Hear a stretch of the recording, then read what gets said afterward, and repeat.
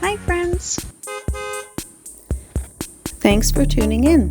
If you like this video, please give it a like, comment below, and take a moment to subscribe to our channel. Welcome to Hedley, British Columbia. This small community is located in the Similkameen Valley along Highway 3 between Carameos and Princeton.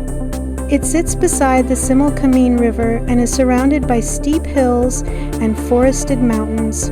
The area has a quiet, rural setting and is known for its rich gold mining history. Hedley was named after Robert R. Hedley, who was the manager of a smelting company in the region in the late 1800s. The town grew quickly after gold was discovered nearby in 1897.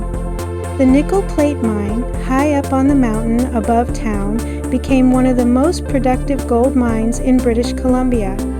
Today, Hedley is a peaceful place with reminders of its mining past still visible. The town has a few local shops, historic buildings, and scenic views that tell the story of the people who lived and worked here during the gold rush days. Thank you for joining us on this tour of Hedley, British Columbia.